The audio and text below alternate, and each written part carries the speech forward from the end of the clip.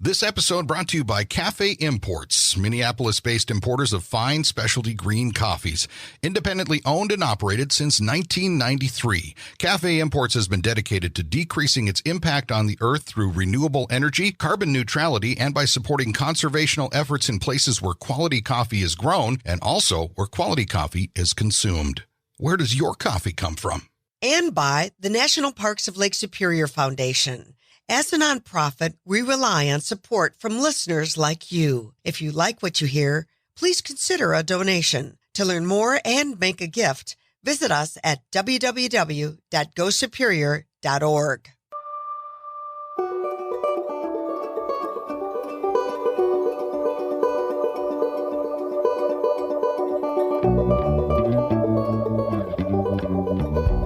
Welcome to the Lake Superior Podcast. I'm Walt, Lindala. And I'm Frida, Waara. We are made stronger by story, and there's no better source than the continent's largest body of fresh water, Lake Superior. So join us as we highlight the 5 national parks that ring this greatest of the Great Lakes, meet the people, tour the places, and learn about the projects that make these parks and body of water so remarkable. This podcast made possible with the support of the National Parks of Lake Superior Foundation and Media Brew Communications.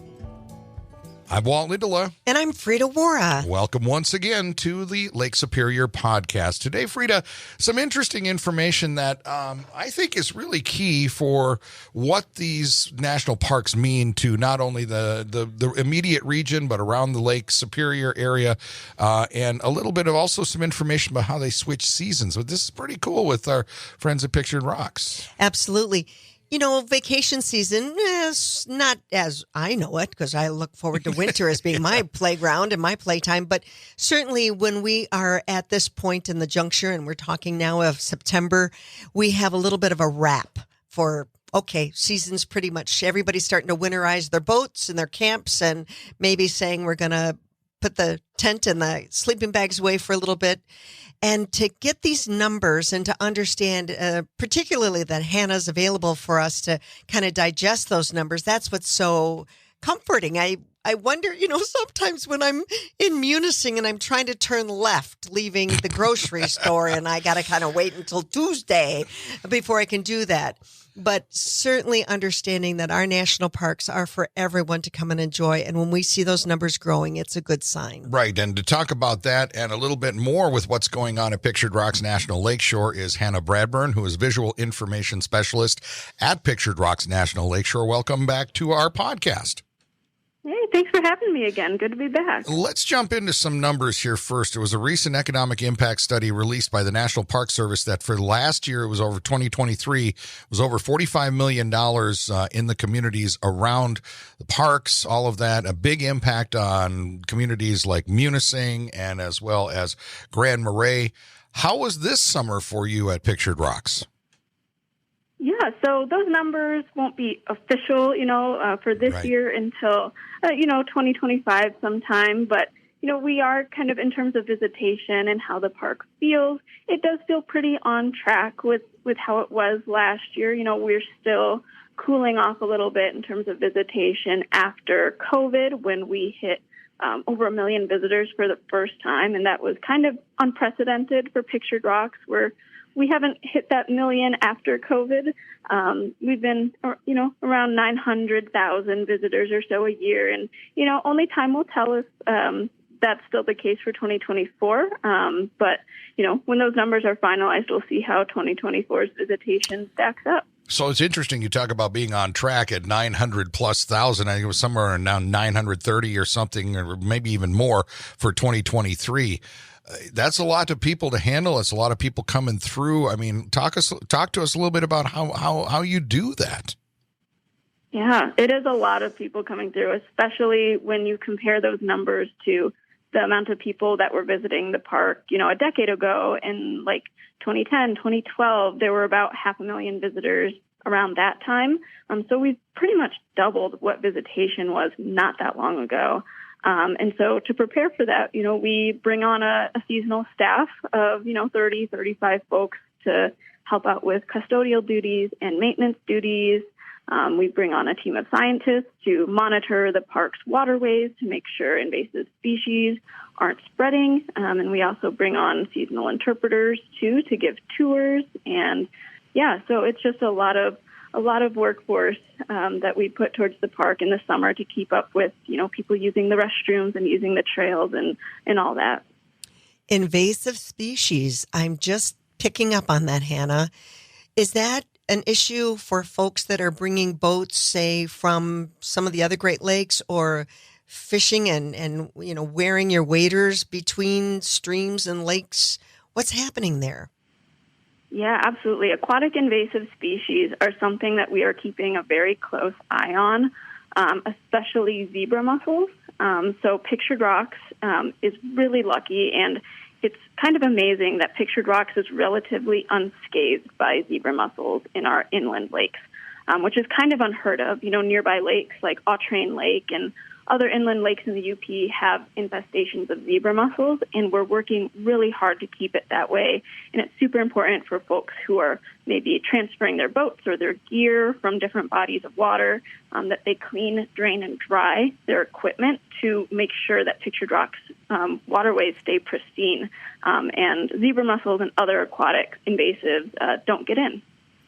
Walt, when you think about you've had a house full of company and you're cleaning out after they leave, and maybe they left something, they left their, I don't know, whatever, boots. bathing suit, their boots or whatever, right. Something.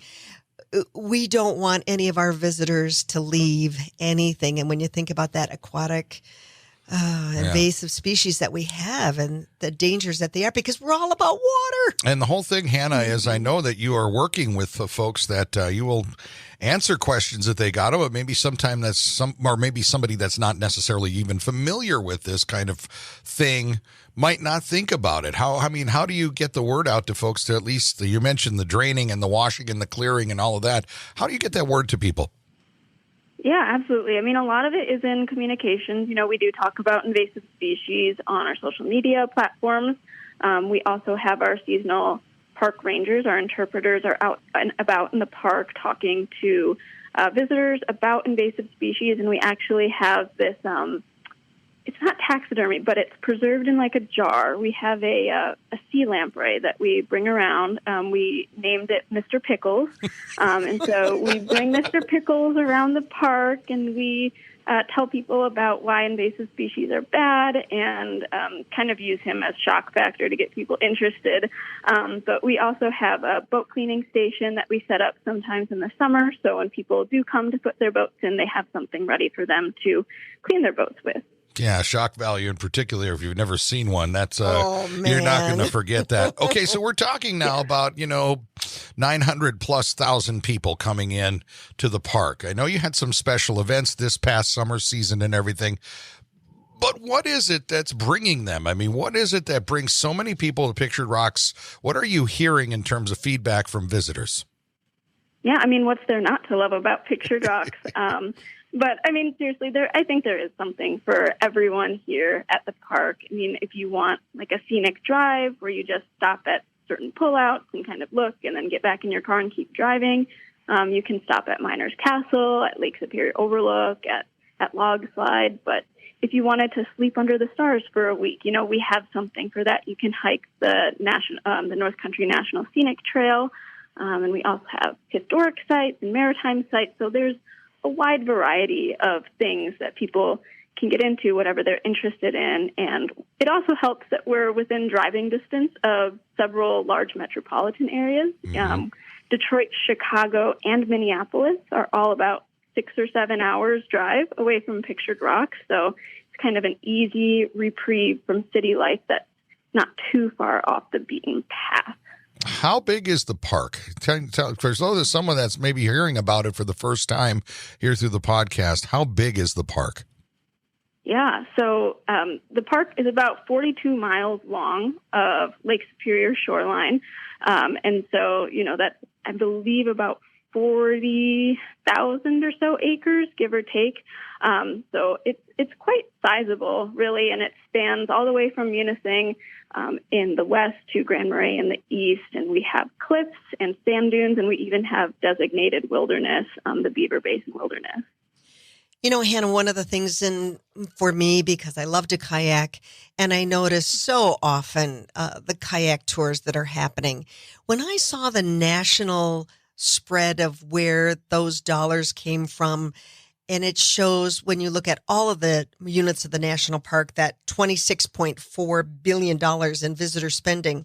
It was interesting that camping was a pretty slim piece of that pie, but recreation industries represented quite a big chunk there. Not as much, of course, as hotels and restaurants, but certainly it's bigger than the other pieces of those pie.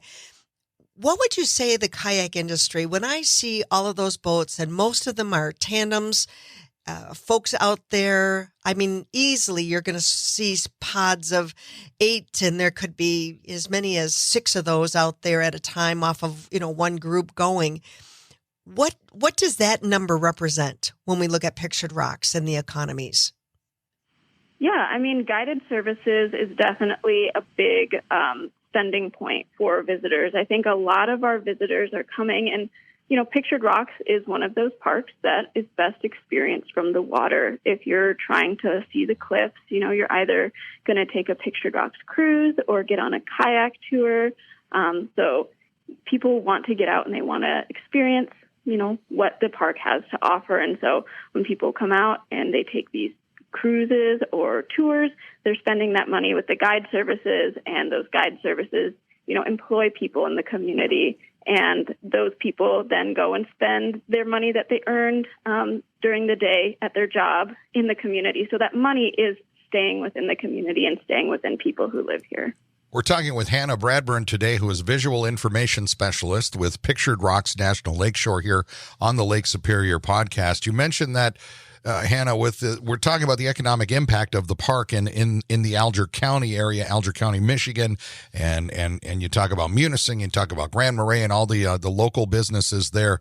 How do you work with the communities, with the local communities, to kind of help them be ready for it? I mean, you kind of don't necessarily know what the season's going to be like either until it starts to unfold, but how do you get ready? Not just, obviously we'll talk about the park here in a little bit, but working with the local communities.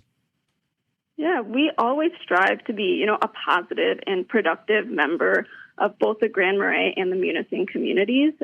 So for myself, in my role as a public information officer, I really try to make an effort to maintain productive relationships with local press, both in Munising and Grand Marais and even Marquette, to ensure that our surrounding communities feel like they have correct information about the park and they know what to expect about what operations for the summer or the winter are going to bring. And we also work with the community in programs and educational programs with the Munising Public Library and local schools so that we can bring kids who are local to the area to the park to experience, what their backyard has to offer. So we're always looking for more ways to be a good neighbor for the communities that we exist within. And Hannah, as running a business in a sense, how is it that you folks get to prepare? I mean, what do those numbers mean for your staffing? And do you have enough workers? Mm-hmm. Yeah, so like I said, we bring on quite a few people, specifically for the summer, those seasonal folks. So we bring on about 30 or 35 people, and early summer is really busy for us. We're working on getting, the campgrounds open and some of the vault toilets open and visitor centers, like the Grand Marais Visitor Center. We opened that up in early summer. So we're really, really busy in May and June getting things back up and running in the park. And in terms of workforce and how many people we need, we actually implemented our recreation fee program in 2021. So that gives us a source of funding through people buying park passes that keeps up with visitation. So we can use those funds on maintenance projects and staff to work on those projects. So that helps us out a lot in terms of achieving our mission here at Pictured Rocks. Hannah, you described the park as being 42 miles long, and we know that H58, you've got Lake Superior to your north, and H58 is that drive-through between Munising and Grand Marais. It is remote. And when I talk to the folks over at the Apostle Islands National Lakeshore, one of their challenges is housing for their staff. Do you folks have that challenge as well? I mean, housing is often an issue that comes up for folks that work not just in Pictured Rocks or Apostle Islands, but really across the Park Service. Housing is really just hard to find anywhere, and especially in places that are popular vacation destinations or in remote areas, it can be even harder. At Pictured Rocks, we do have some housing for our seasonal employees. Most of this housing is in Grand Marais, and it's actually pretty cool. It's an old Coast Guard station that can fit quite a few people, and all of our seasonal employees that have been able to find private rentals in the area if we're unable to fit them into park housing. But it's always a struggle, across the Park Service. Do you have the staff? There's another question, because you're talking about places for people to live. We also know that across the board as well, people are struggling sometimes just finding workers. How's that going for you? How does that stack up? Yeah, I mean, we do have, I would say most of our employees, have worked at a Park Service site before, or even if they are new, they're from the local area, something like that. So we do have, it is a small world within the Park Service. And, we get some applications in, and we haven't really struggled filling positions this summer, but I know in past years, especially around COVID, it was a struggle to fill some of these positions. Do you use a network of volunteers? We do use volunteers. We at the Au Light Station, we have 2 volunteers that stay there a month during the summer, and so they help us with interpretive tours. And then we also have campground hosts who are volunteers as well. Well, you mentioned that light station in Au Sable and everything. I know there was a special celebration and commemoration this year with that. Tell us how that went. Oh, it was an amazing day. It was super successful. It started off a little cooler and foggy out, which it feels fitting for a lighthouse, when it's kind of moody and gloomy and foggy.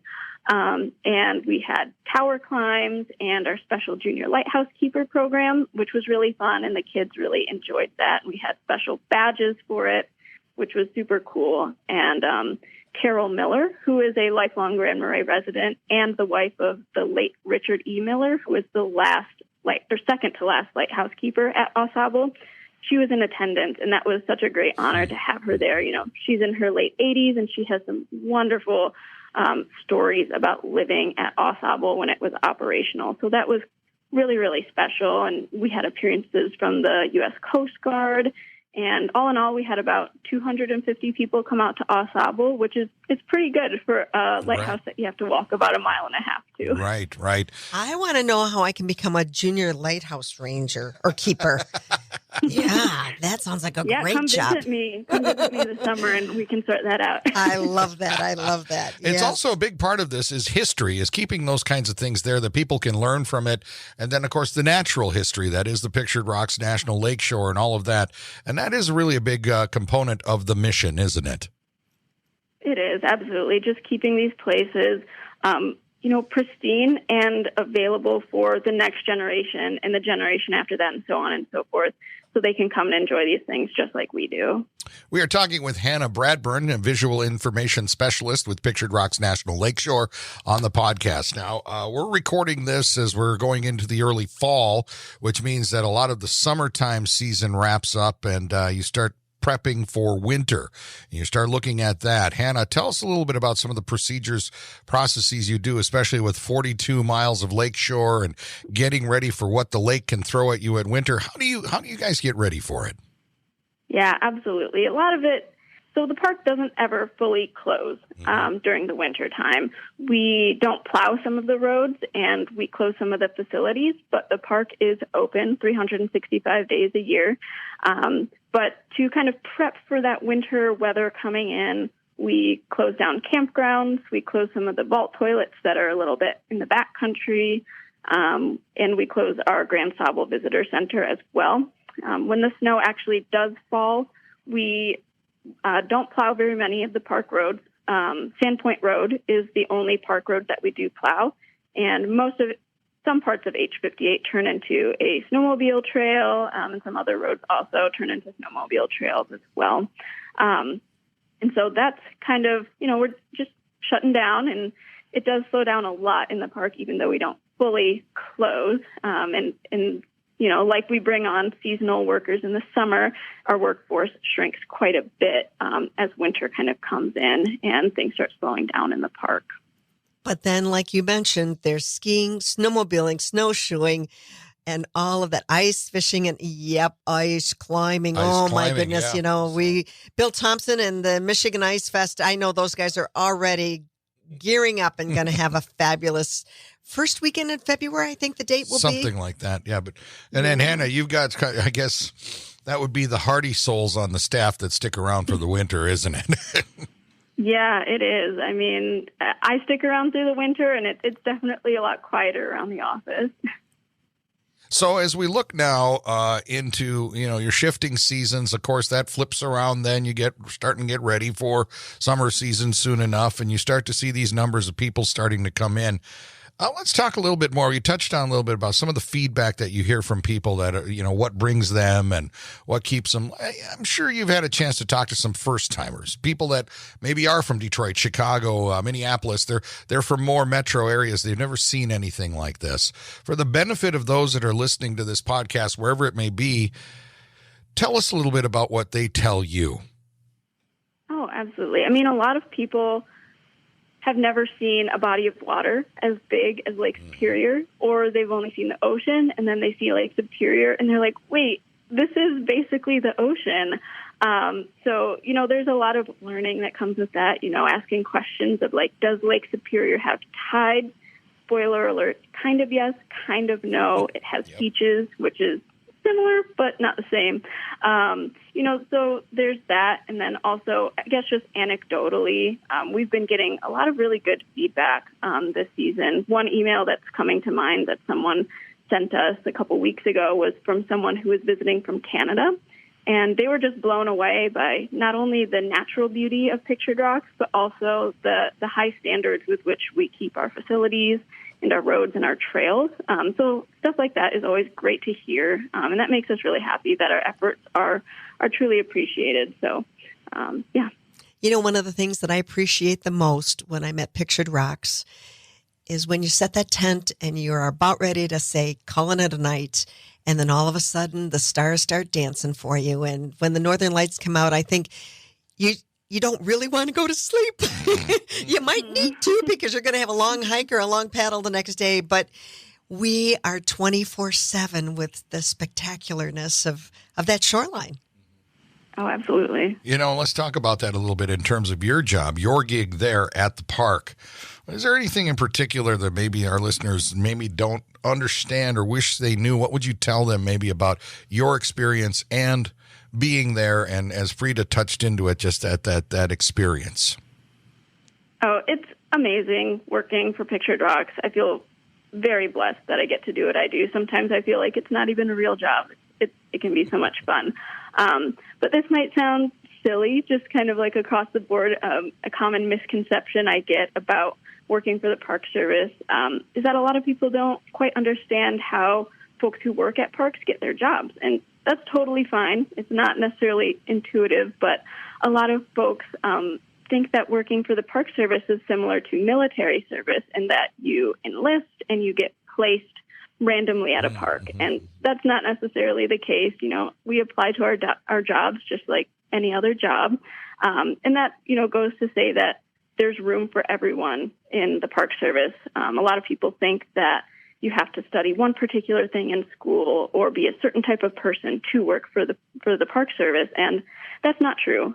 We have folks who have backgrounds in biology, like myself, and folks who have backgrounds in graphic design or IT, or maybe don't have a college degree, but they have trade experience. So there's room for all of those people and a need for all of those people because we need people to balance our budgets. We need people to fix our computers, to design our graphics, that sort of thing. So I just want to say, if you're interested in working with the Park Service, reach out to a park, and there's probably room for your skill at a park. And many of us are more than happy to share our experiences. I know when I was there last fall and we were demonstrating, we had Husqvarna come up and demonstrate battery-powered tools. Sure. And I was blown away. Hannah, I remember seeing those guys, if you can wield a chainsaw, but then, pretty much anywhere in the UP, if you go and you know how to handle a chainsaw and a big blade on that as well, you'll always have a job. Yeah, that's true. Yeah. And that's the kind of thing that's a good skill to have there. Now, you mentioned, of course, Hannah, that people can reach out. What is a good way to get in touch with more information about Pictured Rocks National Lakeshore, maybe finding out a little bit more specific details? What's a good way to do that? Yeah, so we're online, nps.gov/Pyro, P-I-R-O, like Pictured Rocks. And then we're also on Facebook. Just search Pictured Rocks National Lakeshore, and also on Instagram. And we're pretty active on both, and I do check comments and messages on Instagram. So if you do have a specific question, you can ask it there. Well, I certainly appreciate all this information. I hope you have a good sort of transition to the next season and out of that into the next one, and things keep going on this level at Pictured Rocks because people know about it. There's more coming in, and you guys seem like you are pretty ready for it. Hannah, do you have any update on how are the critters over there? We haven't had a chance much to talk about Isle Royal and the wolf problem, but how are the bears at Pictured Rocks this year? Do you got any campsites you've had to close down, or any wolves showing up, or moose hanging out? Oh, I wish there were wolves and moose showing up. No, and the bears have been pretty well behaved here. We had a couple hanging around, Sand Point, eating the blueberries out here, but by and large, they've pretty much left everyone alone. And thankfully, we haven't had to close anything down due to bears. But it has been cool to see them a little bit more active this summer. I didn't see any last summer. So, real quick, that website again for folks to find out more about Pictured Rocks National Lakeshore. Yeah, NPS, like National Park Service, .gov/PIRO, like Pictured Rocks. All right, Hannah, you've given us so much to talk to. It's always a pleasure having you on, and we're lucky here because we cut this in Marquette, so you're just down the road from us. But we encourage people to come and do it, and come and at least take a Pictured Rocks cruise just to start and get your feet sort of wet that way. But certainly appreciate your time today, and all the best into the next season. Yes, thank you for having me. I appreciate it. It's Hannah Bradburn, Visual Information Specialist, Pictured Rocks National Lakeshore. And, she mentioned, Frida, that, there is no particular type that works for the National Park Service. And doing this podcast now for a couple of years and talking to a lot of people at the different parks and the different things that they do, and the lighthouse folks and the, outdoor naturalist types and the photographers and everything, it is true. It is not, there isn't a particular type. But it's everybody that we talk to, and Hannah was a great example of this. And even you, when you get really fired up about something, there's a passion to it in particular that's really, it's heartening, and it's kind of exciting that, if these people are so into it, give it a try. One of the things I'd love to know is how many of those 900,000, almost a million people are returning. Do people come and done, or do they come back? Because there's so much to see. And what I love to say to folks when, I'm catching up with them on the water, we've had a chance this year to visit a lot at Pictured Rocks, and just knowing folks, first timers, and you can see the awe, especially for the children. I just love it. And when I get a chance to catch their glances looking at the Chapel Rock white pine out there, that's just so spectacular. And I say, you need to come back in the winter. And they look at me like, what? The winter? What? Oh, no. We'll never, we're not leaving home in the winter. Right. And we have to remind them our snowplows have blades as high as a house. And our roads are going to be better cared for probably, I would say, than if you're in a metro area than you'll find in your neighborhood. And come and experience what winter does, because it just makes it so much more magical. And I love that the park is open year round. That's not what we can say about all five of them. Yeah, and if you look at the fact that, like, if, for example, if you go for like a fall drive on H58 between Munising and Grand Marais, if you've ever done that, fall color tour, or you take the Pictured Rocks cruise, just the basic cruise, and you get a chance to see that, it will get you going. I mean, we encourage all of you to take a look into all of the national parks along Lake Superior to come and experience this. Take a look online. You can find out more through the National Parks of Lake Superior Foundation and see what there is to offer, because just when you think it's one thing, it's a whole other thing, and it's what the magic of Lake Superior is all about.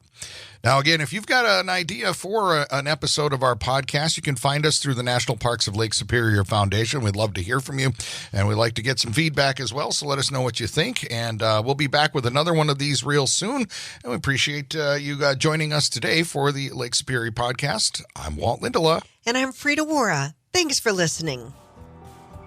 The National Parks of Lake Superior Foundation, NPLSF, is the only official nonprofit 501c3 fundraising partner of the National Park Service for all 5 U.S. national park sites on Lake Superior.